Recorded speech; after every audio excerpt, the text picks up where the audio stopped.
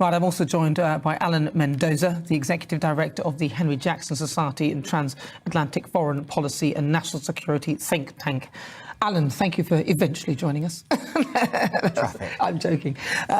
So we're really looking at China now because if sort of as an observer of it, it looks to me that like they may hold the key because their association with Russia is such that if Russia starts to be a pain in the backside for them, they may start to take a different view and not be so, in a sense, collaborative with Russia. Yeah, I think that's certainly correct to assume that the Chinese and the Russians have a relationship. That's clear, that's obvious. They were talking before this, they will continue to talk during and no doubt after. But you're right, there's a point at which the Chinese may decide it's more trouble than it's worth to be propping up Putin on his adventure. But I think that's not right now. Right now, they're actually very interested in seeing how this plays out because, if you like, it's game theory for their own moves in the future. And they look at this basically and go, right, Russia does this, here's a West response. Russia does that, that's a West response. So where do we, if we're doing the same thing, where would we do it differently, where would we not? And I think when you've got, if you like, a sandbox like that, the Russians being the puppeteer, it means that you can just let them play for a bit until you call a halt. And do you suspect that if we in the West decide, OK, do you know what, we're going to stop buying stuff and we're going to start sanctioning China now, that they could then have a big rethink and start to draw away from Russia? Yes, I mean, I think that would not be in Beijing's calculations right now as being something worthwhile. Again, the question would have to be at what stage of any conflict it would be that this would happen, how, who's winning, who's losing at that point, and crucially, of course, what the Chinese see as commercial gains as well in this. I mean, don't forget that the Russians are going to have to rely pretty heavily on the Chinese economically, and that's quite a big market. But also, if we all decide to stop buying Russian gas, which we could do, if we really worked hard at it, it wouldn't be actually that difficult to find other sources of gas. Would China not then think, well, we'll buy it all off Russia? Absolutely. Here's the irony of what the Russians have done. They've allowed themselves to, Putin's going on about, oh, NATO's encroaching on me, etc. The West is encroaching on me.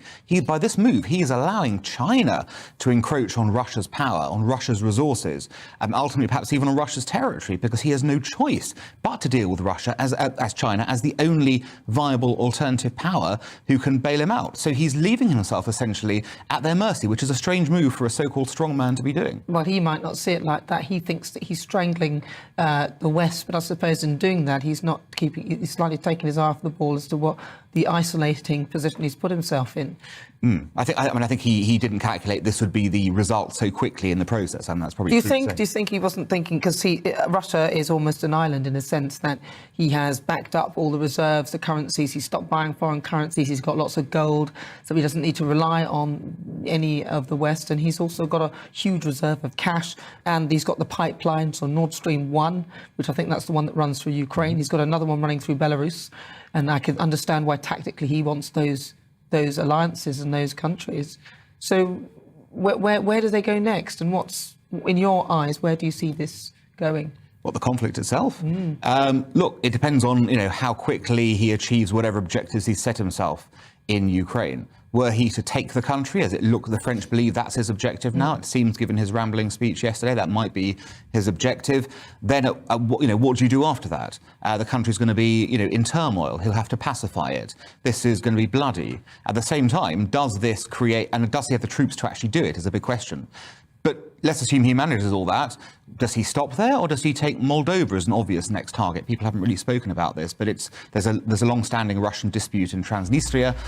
There's a potential to go, no, they're not a NATO member, not an EU member. It's tried to apply for the EU membership, of course. So at this point, you look at this and go, well, he's likely to continue, isn't he, rather than stop, because at that point we'll have done X, Y, and Z sanctions to the extent we can do. So where does he go next? He goes, I've been sanctioned there. Unless they're going to militarily come against me, why don't I push on and see my next step? And I don't see ever in history a dictator going, fine, I've achieved this, I'm stopping there. And I can imagine China will look onto that and say, well, look, if you affect our ability to make money, then we may act.